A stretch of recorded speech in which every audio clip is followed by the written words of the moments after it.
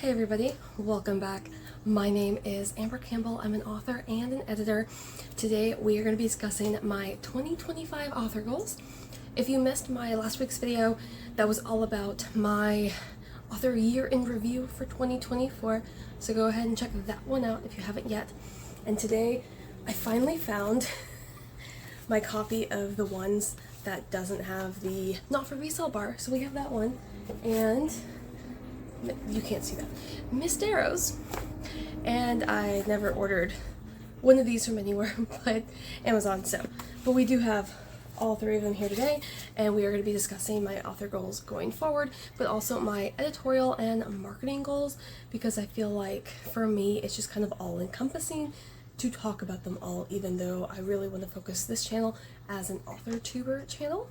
So let's go ahead and dive right into it. So first off, we are going to talk about my books. I currently have 3 collections of poetry out.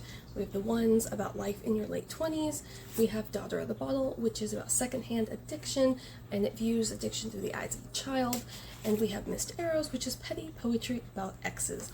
So you can get any of these on Amazon via paperback. The Ones is actually available in paperback everywhere, just not the other two. And of course, you can get them off of Kindle or Apple or Kobo and all the other ones I keep forgetting because I'm terrible. It's okay. Anyway, also library. You can get these two as ebooks from any library via Libby or BorrowBox or Hoopla. This one is my trouble child, probably because it's petty poetry about exes. So this one is not actually in those library apps, so I'm still working on that, but that's okay. So we have the 3 books out, and I have sold, since I released the Ones in September of 2023, 130 copies of my books. So my goal for 2025 is to double that. So I do have one release for sure slated for next year, so I may have 2, I'm still working on that, but I want to be able to have sold double that. So by the end of December 2025, I want to be able to say I have sold 260 copies of all of my books. So I got 90 I had 90 copies sold in 2023 and 40 for this year. So these 2 have not done as well as my debut, and I know that was with Ingram Spark because this one actually was uploaded correctly to Ingram Spark. Oddly enough, it's my debut. These 2 have been pulled from Ingram Spark because Ingram Spark keeps messing them up. I have no idea what I did differently. I don't know how to fix it, to be honest. So I know that I sold 68 pre-orders through Ingram Spark because indie bookstores were purchasing this. So I would love to do that with my 4th collection, just not sure how it's going to end up because I currently have 2 paperback options up on Amazon for this, and the only one that shows up conveniently is the Ingram Spark listing that says it's not available to order. And I've talked to Amazon, they said they can't delete it. I don't know if it will ever go away because I got that one to go away, Daughter of the Bottle. So I don't know, we'll see. But it's one of those things where it's like really annoying me, and I really don't want to have to keep going back to Ingram Spark. But we will see how next year plays out. So I want to have sold 130 copies of my books in the year 2025 to meet that goal. Last year, I believe my goal was to sell like $1,000 in book sales, which I believe was a little steep because it's like $83 a month, and I think for this year it looks like I'll be just under $200. So I think focusing on selling copies versus my earnings is going to be much more motivating because it's going to be something much more achievable, especially because I've technically already sold 130 copies of my books. I just did it in 16 months instead of 12. So I'm really hopeful that I can hit that no problem. And with that, actually, I've got, again, with my last video, I have notes. I have the title that I wanted to call the video. Let's see. Publishing, I touched briefly on that. For sure, one poetry collection will be coming out in the spring. I just really don't know what I want to have come out in the winter. I have another poetry collection on the back burner, and then I had an idea that I was supposed to write the 50,000 words or as much as I needed to of this poetry short story collection in November for the Rough Draft Challenge, NaNoWriMo, whichever you prefer to do, and none of that happened for November. my day job was very, very hands-on. I didn't get to do anything other than the bare minimum for my writing and to finish my client work. So, on that note, let's jump right over there. So I offer my freelancing services over on Fiverr. I also offer them on LinkedIn and a couple other sites, but Fiverr is my bread and butter. That is honestly where like 99% of my clients come from. I know there's a lot of controversy around Fiverr and the 20% they take, but quite honestly, I've said this before, 20% of nothing is nothing, and if 99% of my clients come from Fiverr, I will give them 20% because otherwise I would not have had those clients. So I strictly edit for young adult and middle grade manuscripts. I do copy editing, I do beta reading, which is more very light developmental edit for anyone who's curious. I also offer query letter assistance, whether it's reviewing yours, helping you write yours, things like that, helping you find agents that are right for your manuscript. And then I also do a manuscript evaluation for the first 10, 20, or 30 pages. So I will not do a full-on manuscript evaluation. That just involves a lot more time, and it's the price point it's at. I think I would not see a whole lot of traffic on it. So I just don't offer that service. But if you're looking for developmental help that is not like, you know, $3,000, my beta reading service, often most of my clients will get like 6 to 15 pages back of notes. So it's a great place to start if you're a little bit more strapped for cash. So my goal this year for my editing business is to, the same as last year, which was hit 4 figures every month. I didn't quite hit that. In fact, I was actually on track to hit it until June hit, and then June through August I saw maybe 1 to 3 clients a month, and then it picked back up in September, and it's carried on through now. But I also have to understand that I don't know the seasonality for this job yet. For those who don't know, seasonality in business basically means the traffic or sales you can expect to see in a certain month or time of year based on previous years of sales.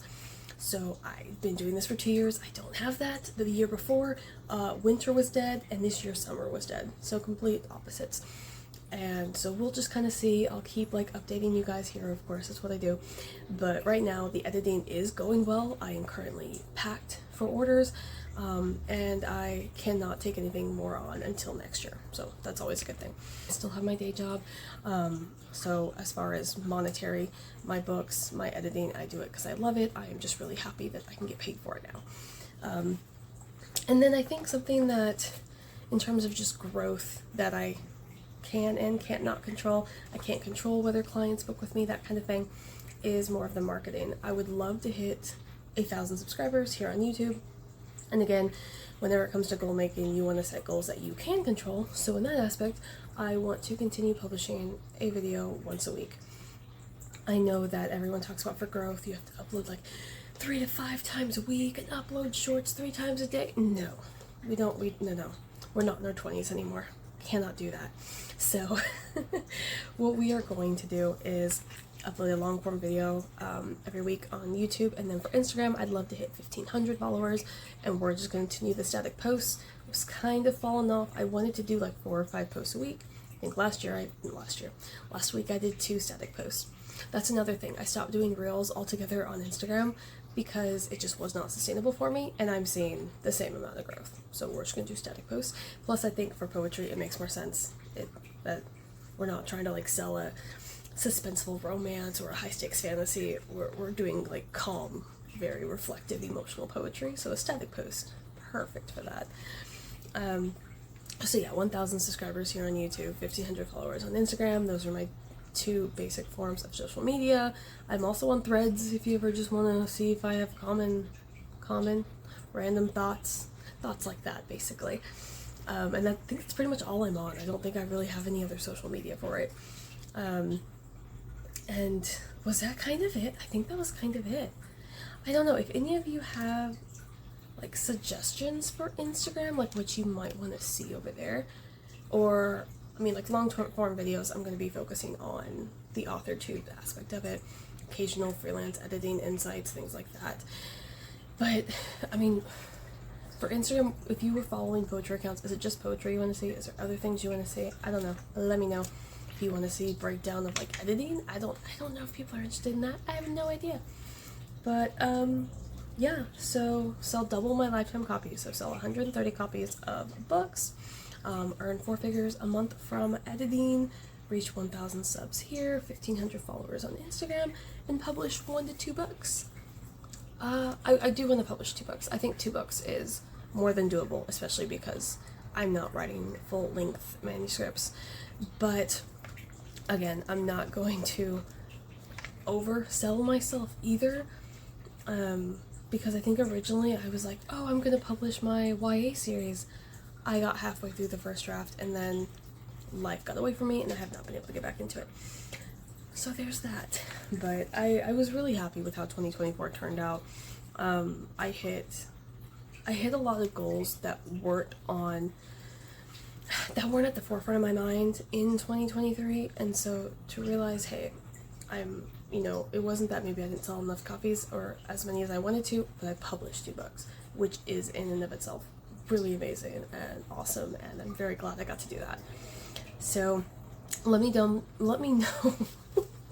down below what your goal word. Let's pretend I know words, okay, on this channel. Let me know down below what your goals are for 2025 if you're an author, an editor, if you're just social media creator, not just, but you know what I mean. not directly related to the topic of the channel, but just the channel in general. And just, maybe see, let me know if you have goals that I didn't even list, because they might be something I would like to incorporate either this year or even next year. And this is becoming very rambly, and I do apologize.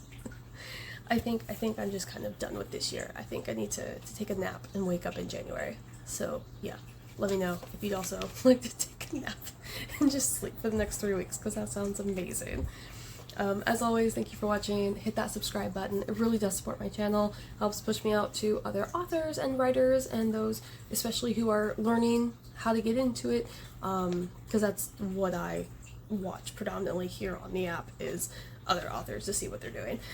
So hit that like button, comment, share, all the clicky button things, and I will see you guys next week. Bye.